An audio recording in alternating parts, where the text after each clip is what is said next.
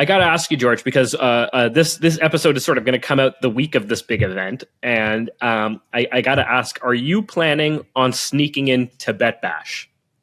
Oh, you know my history.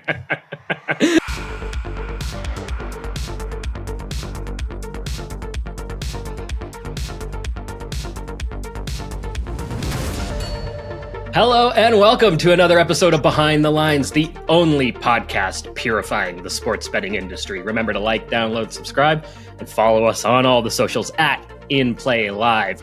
On today's show, NFL crystal ball peering with one of gambling Twitter's favorite futures predictors. He might have a few betting stories to share too. I'm your host, Shane Mercer, as always joined by Andrew Pace, founder of InPlayLive, a community of like-minded sports bettors dedicated to long-term success. And we've got George Riley Panagakis, known as GRP. Welcome to the show, George. How you doing? Shane, thanks a lot. And you pronounced my name perfectly, and I'm glad to be here talking with you guys. Well, it's not like I was standing in front of the mirror practicing it over and over again right before we recorded here. It's great to have you on the show, buddy. I love to sort of just kick this off by just asking you, hey, what are you betting on these days? Well, these days, right now, I've been improving my formula based on point spreads, and we're all waiting for football season because I don't bet baseball. I have a saying: show me a baseball player, and I'll show you a guy with a gambling problem. Because these guys bet every day and they go nuts. So I don't do that. We're all waiting for we're all shaking for football season, and just today's Monday. Just literally Saturday and Sunday, I put on 3 or 4 more futures bets for the football season. A couple of them were long shots. If anyone goes to my Twitter account, you can see it's GRP Wins is my Twitter account. And 2 of them were real long shots. All my followers made fun of me. Here you go. Kansas City Chiefs, the last team to win a game, which at the start of the season, which means they have to lose at least the first 4. But the first 4 games are not. I'm getting 165 to 1. These are long shot bets. Buffalo to have one of the worst records in the league. Again, long shot bets. But if Josh Allen gets hurt, you never know. So I got throw a couple $100, have some fun, and why not? All right. Well, since you brought it up and we're on it now, I'll pull it up here because I've got your note right Bingo. here. Look at you. 3. You're ready. Yeah. Ready to go. This is what I was talking about. I wanted to have this ready to go for the show here because I saw this and I'm like, this is pretty cool. And you put this out here on Twitter. So, these are these all of your NFL futures that you have going on so far? No, I literally have 3 pages. Like you have the last page of my notebook, which I just tweeted out yesterday. I have 3 total pages of tweets I've done during the last 3 or 4 months. And about a third of them are already settled. Like I had some golf bets, for example, on the U.S. Open, I won about $1,000. And on this British Open that just ended, I lost a few hundred. So for this year, I'm up just a few $100, no big deal. But I have about 3 pages of bets similar to what you just showed. Yeah. Okay. So 3 pages of these, you've got them all written down on a notebook here. So I guess we could go through some of them here, but this looks like a golf bet off the top here. Matthew Pavin, top 10.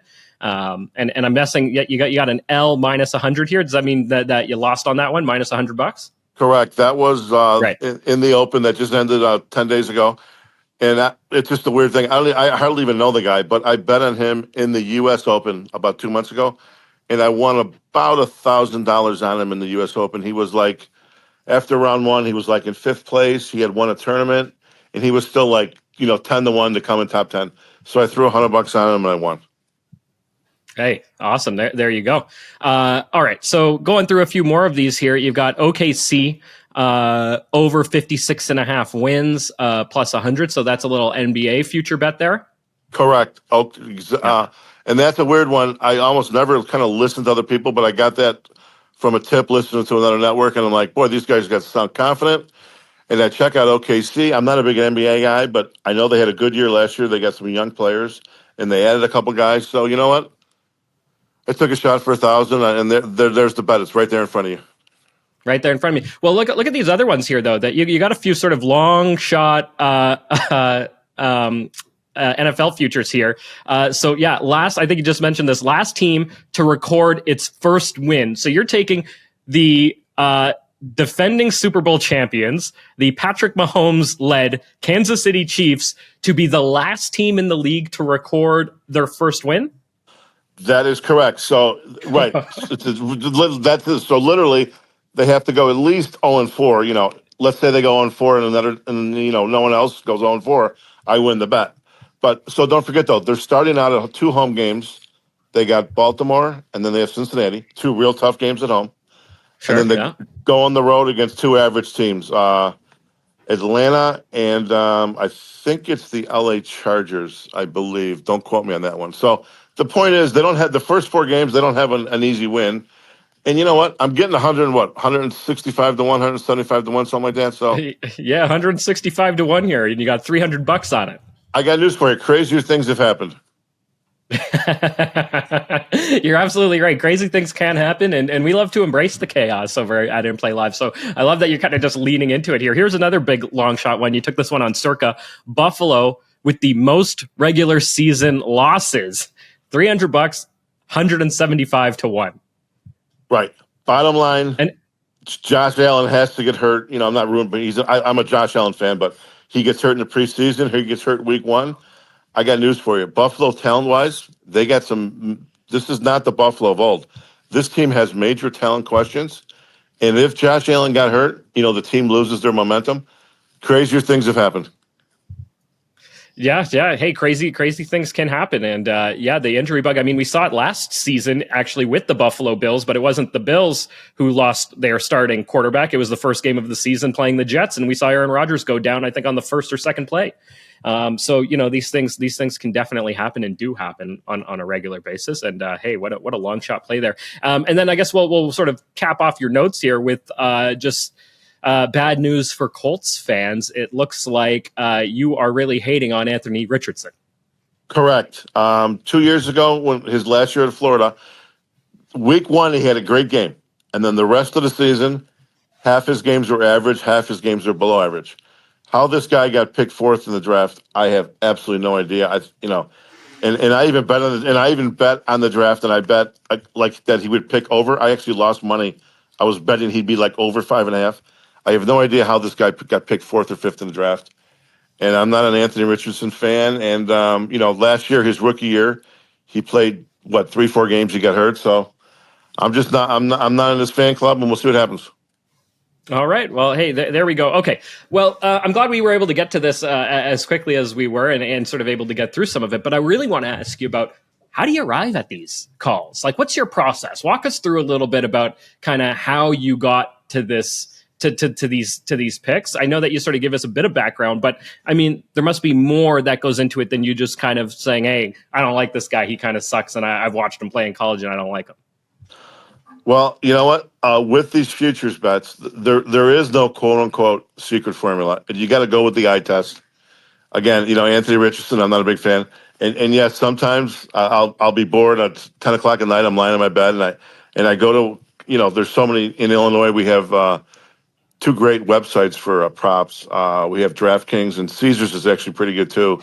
And so is FanDuel. So I'll literally, because I'm an NFL guy, first of all, and I'll literally just go to their website and go through everything they got, and I'll look at everything, and I'm like, okay, you have, just like life, you have to have a feel for it, and that's kind of like that's how I make my decisions. You have to have a feel. There really is no magic formula.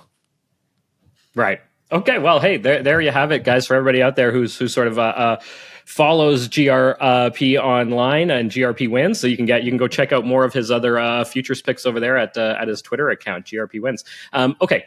I want to ask you, though, a little bit more about kind of your betting history and that sort of thing, and kind of how you got into this. I was telling Pace before we got on the show here just a little bit about you, and I sort of grouped you in with this old school grouping of bettors like Spanky, Adam Bjorn, Fats. We just recently had all 3 of those guys on the show over the last couple of months or so. But and then afterwards, I thought to myself, I'm like, I wonder if he puts himself in that grouping, though. Would you sort of consider yourself sort of part of that old school sports bettors group? Well, those guys you just mentioned, those are some great old school sports bettors, and that's a compliment to me. Those guys are maybe those guys are more game bettors, and they're one notch above me. I'm maybe half NFL games, and I'm very comfortable in the futures markets. and a lot of people still think it's kind of like a weirdo, a sucker thing. But I've hit some long shots. I hit Phil Mickelson at 85-1. I had a Super Bowl Kansas City scoring 9 points, hit 150-1. So I'm maybe a little bit of a half and half, and I'm not afraid to hit a long shot. And now I've got this Twitter. I kind of entertain people a little bit. So we do we do things a little differently, and those are a few legends you just mentioned there. I'm not quite in their league. Oh, okay. Hey, you don't think you're all the way up there yet? Not all right. yet. Well, good to know. I mean, Pace, those are some legends we had on the show there. This guy bets futures. Pace, you don't bet a lot of futures, do you?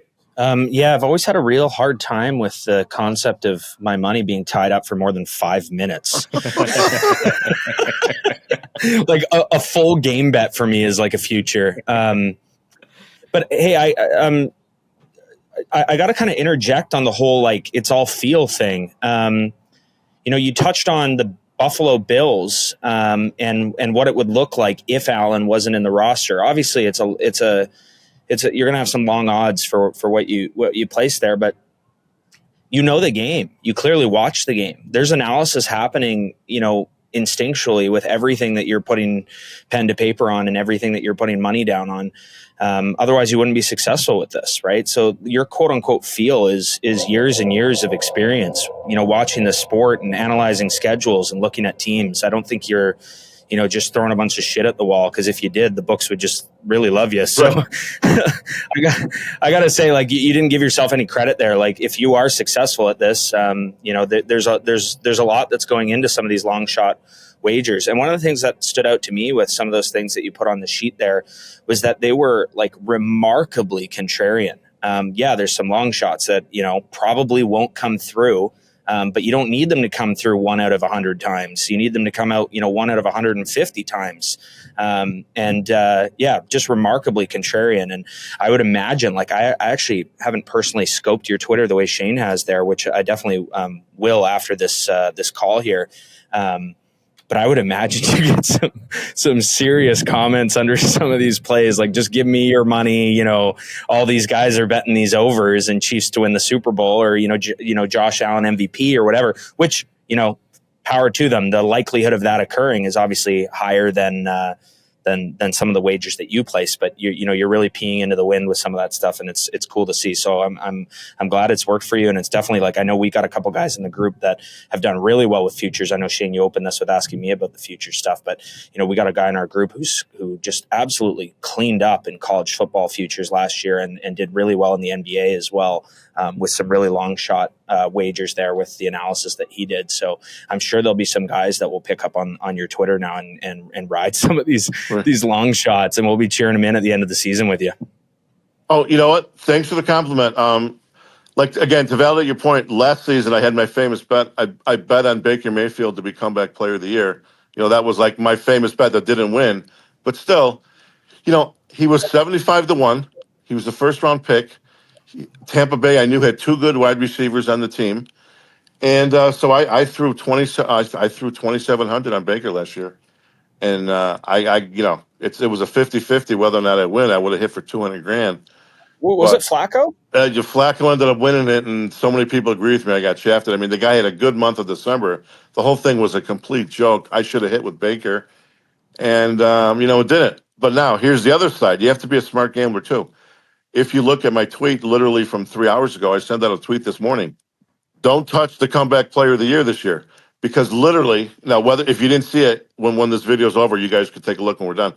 There are literally 10 legitimate good choices for comeback player of the year this year. I mean, just quarterbacks. And to think you're going to pick the one of the 10 that's going to have a good year and no one else is going to have a great year. This year, it's a brutal year for the comeback player of the year.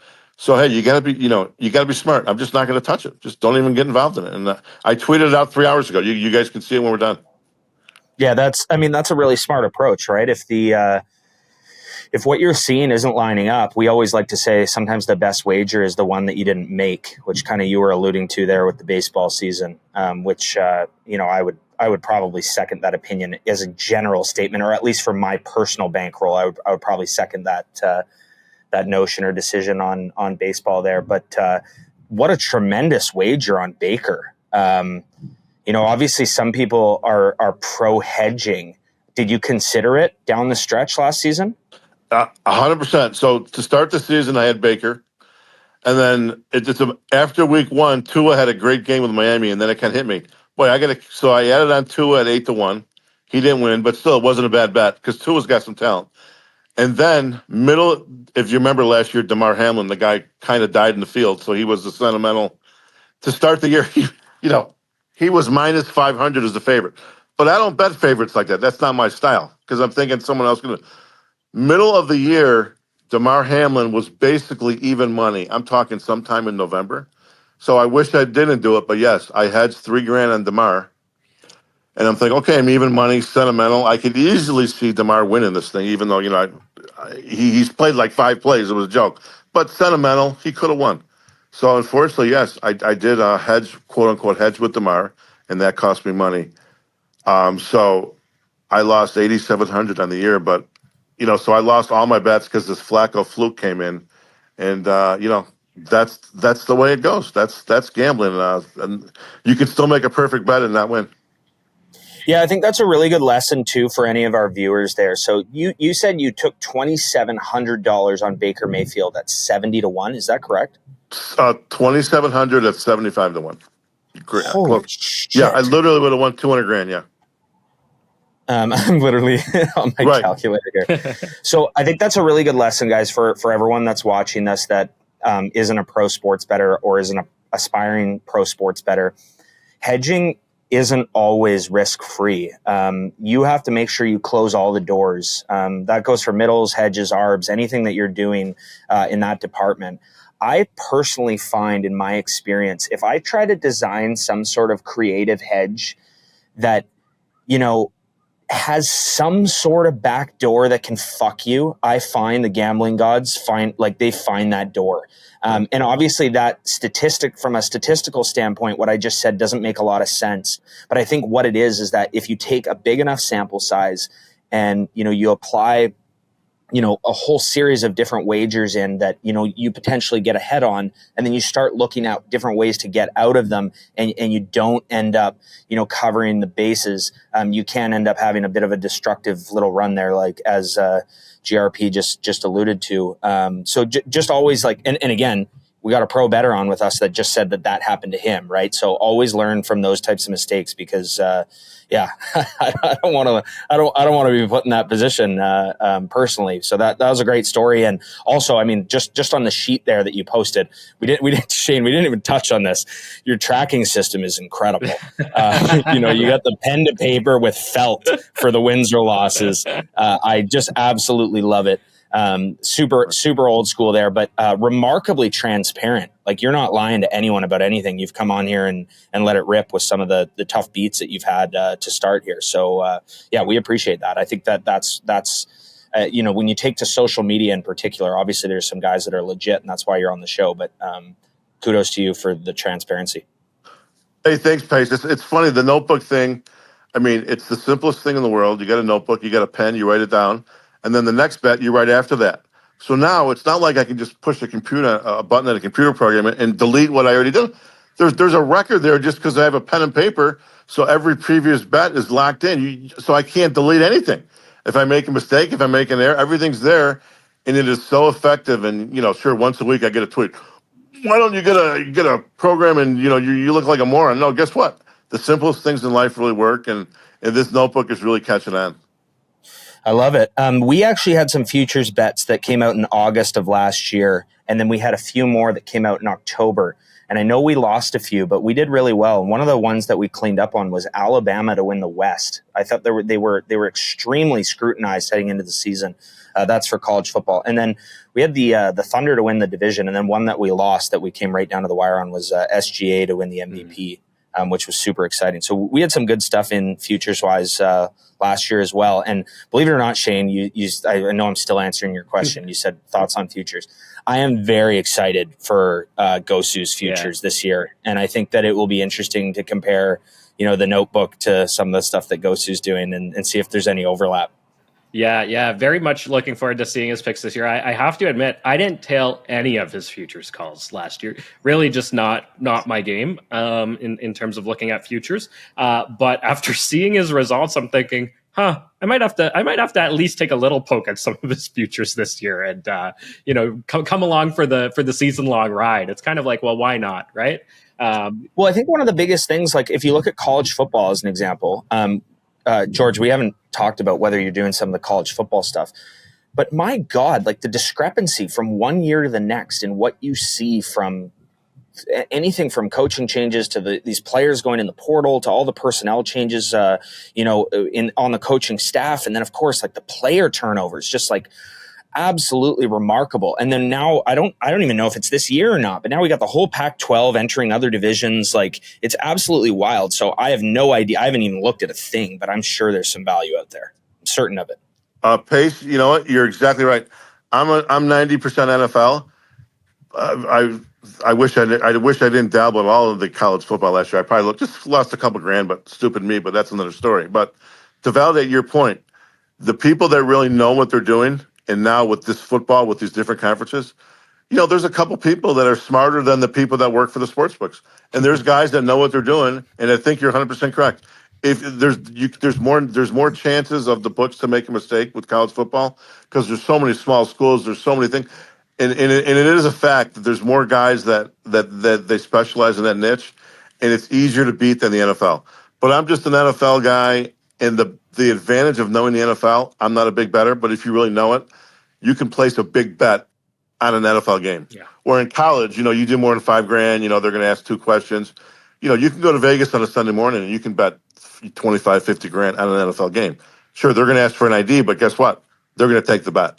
So there's pros and cons to both sports. Yeah, I think that's a good point. So you touched on the NFL futures. You made mention to the spreads model that you were discussing. So do you plan on, wagering quite a bit game to game? Will you be like super selective on a Sunday and maybe have 1 or 2 bets in, or do you think it's the kind of thing where you'll bet the whole board? No, right in the middle. So what happened was correct. I was always betting the point spread, and I've been doing that for several decades. But anyway, when they changed the law in 2018, I came up with this idea of tweeting all my picks at kickoff. And I had a good year in 2018, betting the spreads. 2019, I had literally the worst year in my career. And it kind of rattles you. You lose your confidence, and then you want to change everything and still do all this stuff. And now I'm back to the basics where I just have to have confidence. I'm going to be picking with a quote unquote formula. It's 90% formula, not feel on the point spread. I'm thinking 2 to 3, 4 games every weekend, just 1,000 a week to try and build my reputation that I can do it. And the bottom line, we'll see if it works. And yes, it's more of a formula, not a feel. And no, I don't go into details of my formula for obvious reasons. Because if you told your formula will never. The next time the situation arises, it would be almost worthless. Yeah, no, absolutely, and I can totally respect you not wanting to share that. That makes a lot of sense, and nothing wrong with that. I got to ask you though. You just said 2019 was your worst year ever. It shook your confidence. So talk to us. What does your worst year ever look like? How bad is it? And then how do you bounce back? Right. Well, it's funny. I know the record was 27-39. So that's like a little over 40%. It was just, the funny thing is, let's say the greatest handicapper in the world, let's say he can go 60-40. I know the average viewer can't comprehend that, but it's almost impossible to win over 60%.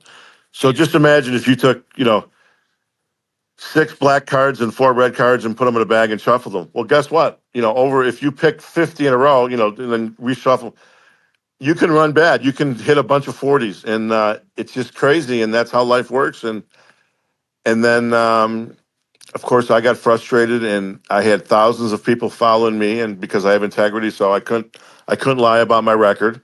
So I'm like, well, then if I just have a decent year in 2020, everyone on Twitter is going to say, okay, well, now you're even for the last 2 years, and they would have been right. So you got to change things up a little bit, and it's a tough business, and it happens. Well, no, but that's why I got to ask, like, how do you respond and bounce back? Because not only did you just have the worst, betting year of your life in 2019, you're out, however much money you lost. That's hard enough to deal with. But on top of it, you're dealing with it publicly. It's out there and everybody can comment on it and sort of, drag you. The Twitterverse can be a very negative space, social media in general. And so on top of that, you're dealing with it in this public way. So, talk to me about sort of the mental resilience that goes into something like that. Well, no, you're exactly. Well, here's the funny thing I did, because I realized even if I have a good year now, people are still going to say, okay, so you're break even for 2 years in a row, and they would have been right. So what I did in 2020 was, and then COVID hit, that screwed everything up. But so what I did was I used my good reputation of having integrity and admitting to a bad year. I started documenting other handicappers, like a sports monitor. So I had 15, 20 people. I made simple rules. They would tweet their picks on Twitter, and I would just be the middleman that made some real simple rules, and I would document these people's results. And out of 15 guys, like 13 of them, had a losing season because it's so hard to beat it. And then COVID hit. So number one, I changed what I did, and number two, COVID hit. So everything was kind of like in a lull, like picking sports, no one even cared. Because there was no home teams. I mean, there were home teams, but there were no home crowds. So handicapping became a completely different, it's like nothing in the old world worked anymore. It was like, you remember COVID, the world changed 3 years ago. You couldn't even own a restaurant. It was a joke. So COVID also kind of like reset everything. And then I did a lot of props, and I'm gonna this year I'm gonna go back to I'm still doing my props, and I'm gonna have my portfolio with my props, but I'm also gonna be picking games a little more too. So COVID kind of did a reset also. Huh. Interesting. So that sort of helped you kind of pivot what you were doing, reevaluate things. COVID hits, you sort of change your game plan even more, and it sort of just really helped you do a full reset. Exactly. You got to do it. Hey, that's great to hear that you're able to sort of bounce back from that. And I'm assuming you've had some successful years since. Yeah, the futures props have been decent. I'm not a big bettor. When you bet 20 different props at $1,000 a prop, it's not the like 2 years ago when the Bears had an awful year, I hit them really hard. I had like 40 grand that year. That's 2 years ago. Last year, I was a very small loser on the year. Had I got a fair result on the comeback player of the year, I would have been a small winner. And like last year, I called Arizona Cardinals under perfectly. I made like 10 grand, but I also had the Rams under real hard, and I lost like 8 grand on that. I really thought Matthew Stafford was done, but somehow the Rams had a good year. The Rams had a good year last year, and that cost me money. So, that's the way it goes. Way she goes. Absolutely. I got to ask you, you're betting significant amount of money, $1,000. And for a lot of our audience members, a lot of listeners out there, a lot of people on Twitter, per bet, that's a significant amount of money. Not a lot of people are betting, making wagers in that sort of range. Do you have a day job? Do you have another side hustle? Do you do something else, or is betting your full-time gig? It doesn't take a lot of time to do it, but a lot of mental energy. I am lucky that I live a mile away from a casino, which has a poker room, which poker, I know poker was also big in Canada, during the boom 10, 20 years ago. Poker's not easy anymore, but right now I'm here with my mom. She wants my company. So there's a lot of things going on, and, it works out. Life could be worse. Let's put it that way. I'm kind of living for free. So my expenses are very low. And my mom needs my company, and there's a poker room a mile away. And, I used to be in the brokerage business. I used to live in California, and, you just kind of live in the moment and go with what you got. Okay. All right. So, yeah, I know you used to be a broker. You also used to be a window washer, right? You've had other jobs while betting, but it sounds like now you're sort of poker and sports betting. That's kind of your main sources of income. Correct. A lot of times, neither one is a source of income, but we hope it is. Ain't that the truth? Hey, so when you're betting futures and you're focusing on sports betting, you're betting a lot of futures, and maybe you're doing some pregame stuff. Do you have issues with books? And when I talk about issues, I'm specifically sort of referencing limiting and keeping books open. Is this a problem for you, or is it because of what you're betting on that you tend to get a long leash? No, that's a great question, because there's also a randomness of you place bets on certain people, and you'll place certain bets on certain sports books. So, for example, 2 years ago, because I'm in Chicago, the sports book here, Rivers Canby, they gave a lot of Chicago Bears different kind of bets. And I just knew these Bears had no talent at all 2 years ago. So I'd go to the sports book. Anytime I had a winning day, I would spend another 500. Any kind of weird prop that they offered on betting against the Bears, whether it just be under 7, under 6.5. They had these bands, which means the Bears had to win 3, 4, or 5 games, and you would win the bet. Okay. They had, I bet 1,000. The Bears would have the worst defense in the league. It paid 25,000. The Bears gave up the most points in the league. This was 2022. So all these winning bets were placed at my local bet with Rivers Canby. So now I'm kind of a marked man there. So, for example, in the Super Bowl 5 months ago, they had a real simple bet. Brock Purdy, first pass would be an interception, 40-1. I don't think that's a bad bet. He's a rookie quarterback. He's going to be a little shaky. So I wanted to bet $100 on Brock Purdy getting 40-1 that his first pass is an interception. They limited me, to some weird amount, which involved pennies, like 32.56. I'm not kidding you. I tried to make a Wow. literally because at this book, the randomness, they think I'm the sharpest guy in the world, and that's just how it. Now, for example, had I hit my Baker Mayfield bet this past season, I would have taken DraftKings. I had it mostly at. I would have taken DraftKings for about 160,000, and I would have taken Rivers Canby for about 40,000. And everyone tells me, had I hit my bet, DraftKings would have put the brakes on me real hard for hitting him for 160 grand. So DraftKings, they think I'm a dummy because I put some long shots with them, but there's a randomness to the luck of which bets hit and which bets don't. So Rivers Canby, they think I'm the sharpest guy in the world. so they think you're super sharp, but and now you're fully limited there. Will they take any of your action, or and this is an in-person casino, right? Yeah, no, yeah. This is when for whatever reason, when I bet there, because it's a mile from when I bet there, I just drive there and place a bet, in person. Correct. I'm sure they would take an NFL game, no quick. And it's a weird thing. I can go there and place a $3,000 bet and they'll take it, and I place $100 bet and they won't. It depends who's running the wrist room. There's a lot of variables and how they have you marked. The people that work there, they recognize me, and I think they call their friends if they make a bet. They think I'm some kind of sharp guy, and because you're dealing with human beings. And when I place a bet at Caesars, I have to drive there 40 minutes away. A couple of guys that work there really like me, and they really love my Twitter account. And these guys think I'm sharp, and because I hit them for the under with the Cardinals last year. So every bet there's a luck randomness to which bets you place that win and which one that lose, and they think of you differently.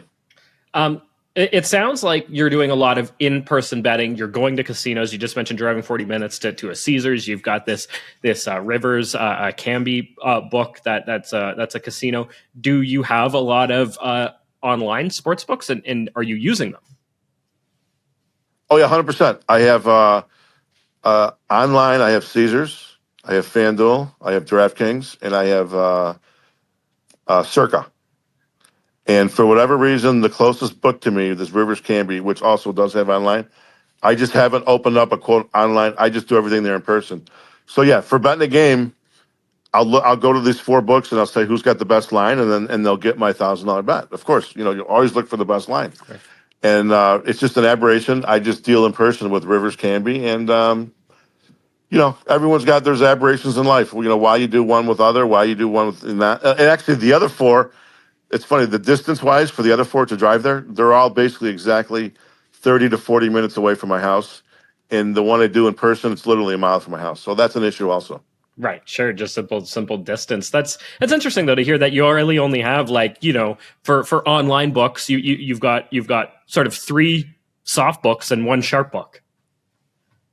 Yeah, at least in Illinois, we have choices. There's certain, like if I lived in Wisconsin, a mile north of here, I think they got one Indian casino. They haven't. Every state is different. They haven't opened it up yet. Some states don't have any, and at least Illinois has. There's a handful of options. So, and certain books are really good with props. Certain books aren't, and the props that DraftKings offers. There's hundreds of them. It's absolutely it's phenomenal. It's phenomenal if you ask me. And on that note, FanDuel, they had all these crazy props in the Super Bowl. Like this is before the NFC Championship game. So, for example, Sam Laporta to be Super Bowl MVP. So, first of all, they had to beat the Niners, and then he was like 300-1. And I thought he was a pretty good player. So I threw $100 on him. He's a pretty of winning good 30 grand. I thought so too. Yeah. But unfortunately, the Detroit lost a tough game in the NFC Championship. But I thought 300-1 was a fair bet. That's a big long shot, and hey, they get there, and he has a big game, then it's very possible. And at 300-1, I mean, hey, take your shot, I guess, right? Exactly. Okay, I got to ask you, George, because this episode is sort of going to come out the week of this big event, and I got to ask: are you planning on sneaking in to Bet Bash? Oh, you know my history. Yes. Well, that's a good one. No, first of all, I'm going to be there, and I'm going to be a paid legal entry this year. I've already paid. I've already got my plane ticket, and I'm leaving a week from Wednesday. I'm leaving. I'm going to arrive first thing in the morning, and the day after the opening, whatever it is.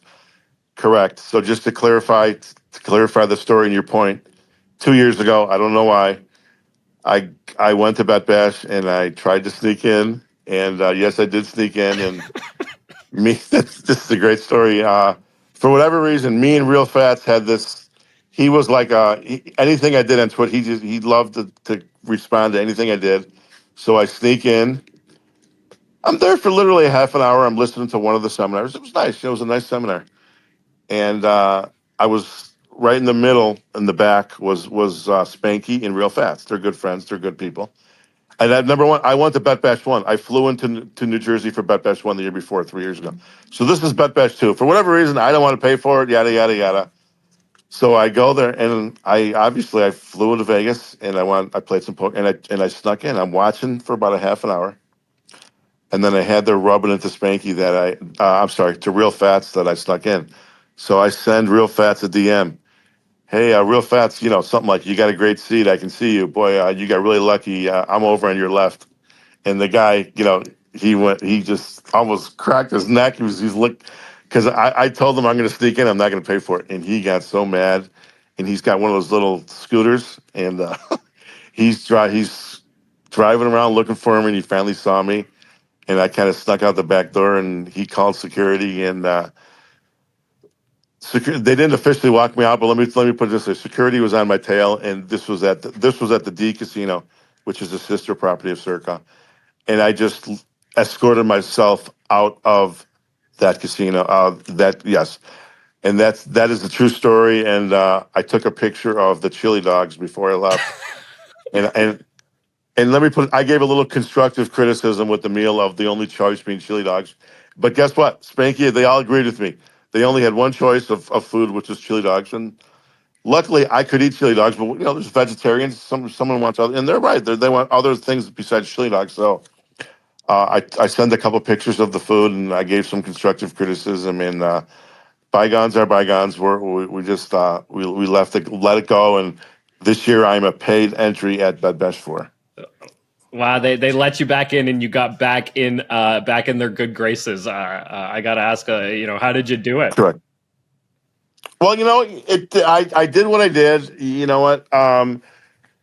We all got a little publicity out of the whole thing, and Derek knows me. Derek's a great man, and Jeffrey Benson loves me, and it's something silly and stupid, but hey, holding grudges, nobody wins on that. They want my business, they want my publicity, and I think I don't hold any. I think Circa's great, and what happens? I did something stupid. That was 2 years ago, and again, holding a grudge, no one wins holding grudges. So you just have to move on. Hey, I did something. And the year before, I literally flew out to New Jersey for Bet Bash 1. It was like $95. It was a cocktail party. We had a good time. Hey, we all do stupid things every once in a while, and I'm glad to hear that you're back in the good graces, that you're back and going and attending again this year. You might get a chance to meet Pace in person. Pace, are you planning to do anything stupid while you're at Bet Bash?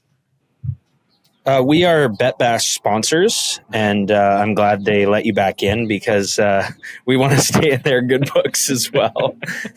So, yeah, looking forward to. I'd love to be privy to a handshake between the three of you guys and see if we can't, I don't know, get an In-Play Live cape on you at the pool in a Speedo as well. So we already got Spanky signed up for that, and I'd love to do the same with you. No Speedo for me, though, but it would be great if we get a picture of the three of us. That'd be really good. Right on, right on. Yeah, looking forward to it. Should be a great event. Oh, no, people love. Have you been before, Pace, or no? No, this will be my first time. I don't know if I've said this on this podcast before, but I've said it quite a few times. With In-Play Live, we almost viewed like betting conferences as like a bunch of sports books coming together to like collude against us. And BetBash is literally the total opposite of that. So it took us a while to figure out that that's what it was, but we were just, yeah. So now we're ready to rumble. So it should be fun. My last live bet was the Super Bowl. 49ers look really good. I mean, coming out in the game, I bet the 49ers live like in the middle of the first quarter, and that cost me $500. But I do dabble once in a moon in a live bet, but that's not my niche thing. But it's fun though once in a while. Well, I mean, it really so I think the first thing with live betting, obviously speaking to anyone that's involved in this whole futures thing or people that are kind of a little bit more focused on pregame, you said this right off the bat. You're like, hey, that's a whole other ball game. And it is. But for people that are really focused on the pregame stuff, I would say you realize your edges quicker. It isn't that the edges are bigger. It's that you realize them quicker. And you might find a really good opportunity on a Sunday slate, like you alluded to, maybe 2 to 4 games in a day. Well, if you take those 2 to 4 games, we might be able to place potentially 12 to 20 wagers on that one game. So I just find that with the live stuff, it isn't that you're making more money per wager. You can, but it isn't necessarily the case. It's just more that the volume is so much higher that, you're not waiting a season to find out if Baker's coming through for you or not. You're finding out really, really quickly. And what's nice about that is if you are taking some longer odds, you are going to realize the profit's a little bit more common. Like if there's theoretical value on the lottery to be won by one of us today, we could spend all 3 of our lifetimes combined buying tickets every single day where the value is never realized. Whereas one of these things with these live opportunities is maybe you get some long shot, comeback scenario. I can actually remember last year, Shane, I don't know if you remember this one, but we had the Lions to come back. I think they're down. I want to say they were down 16, but it may have been 15. Yeah, something like that. And good old Dan Campbell went for 2 on the first TD. And it's like, it's a really good example because obviously when something comes through, you'd be like, oh, it's because these don't come through all the time. But I think we got the Lions at like 8-1 down. They were down 6 or 7 with like 2:30 left and 2 timeouts. And they had just stormed back from like down 22. And I think he went for 2 on both of his TDs, and we needed a touchdown to win. And they just 3 and out, got the ball back, ran down the field. Yeah, we got something like 8.0, like plus 700 on that one particular game. And the thing is you might go 2-3 weeks where you have a similar situation, and you end up missing the next few, obviously. But you're just going to get more of those opportunities coming through on a more regular basis with live betting, in my opinion, and at least in my experience. So that's kind of where I lean to that stuff. But I think Shane and I both kind of said as well, we're definitely interested in touching in on these futures a little bit more this year and seeing how it goes. Shane, I think having a bit of a bigger bankroll helps there too, right? Like if you have a $5,000 bankroll and you're like, hey, I'm going to be tying up, $500 or $250 or whatever it is for, the next 4 to 6 months. Sometimes that can be a little bit like, really? Is that really how I want to be spending this chunk of money right now? Whereas if you do have a little bit extra cash, it's almost a little bit more of like a long-term investment or a short-term investment, I should say. But it's almost looking at it just a little bit differently. And then, you get towards, November where some of these regular season college football futures start coming in. And yeah, I mean, it would be nice to hit some of those bets this year. So I'll definitely take a look at those and get excited for them here in the next couple of weeks. Mind you, Shane, when this is coming out, we're probably looking at them already. Yeah. I mean, we'll probably, I mean, John will probably have them out kind of mid-August at the latest, I think. And yeah, you're absolutely right. Having a little bit more money in that bankroll definitely makes it a little easier to say, okay, I'll throw some money out here and invest it for, the next 6 months of a full season or something like that. And yeah, it does feel like a very long-term investment when you get so used to betting live and our bets win and lose within a 5 to 10 minute period, so yeah, 6 months feels like forever, but I'm very happy and excited to dabble in that a little bit more this year. And George, if you're looking, to do a little bit more live betting, you can hook up with Pace in Vegas and he can sort of give you a full rundown on what it is we do.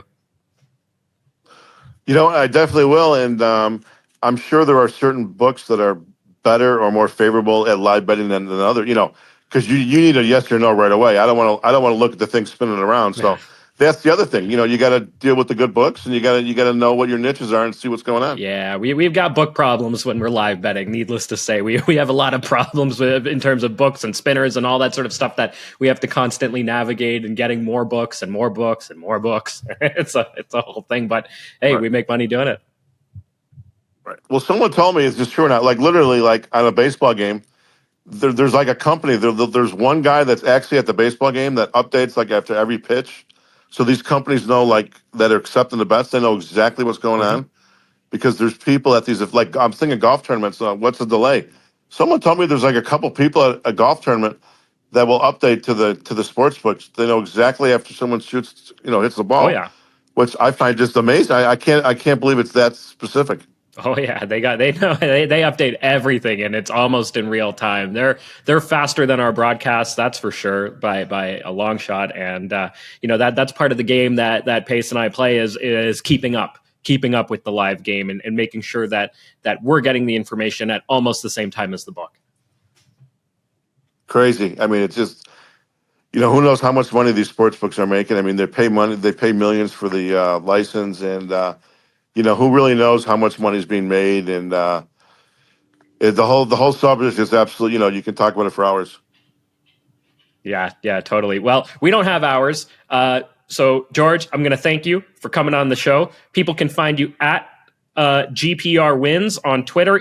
No, GRP Wins. Thanks, George. GRP Wins on Twitter. Is there anywhere else that people can follow you, connect with you, hook up with you? No, that's that. I used to have a website. That's a long story about now. But that's it. George Riley Panagakis Wins. GRP Wins. That's my Twitter account. Riley is a nickname I got at a poker table 15 years ago, and it stuck with me. And that's another interesting story. But anyway, yeah. So that's my handle on Twitter. GRP Wins.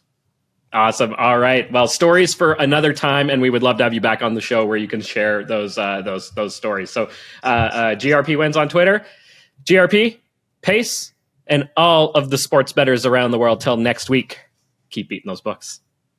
Thanks for tuning in to another episode of Behind the Lines. Remember to like, download, and subscribe. We are on YouTube, Apple, Spotify, and everywhere you get your podcasts. Have a betting story or want to be featured on our podcast? Drop a note in the comments below. And if you want to join in play live, use promo code Behind the Lines.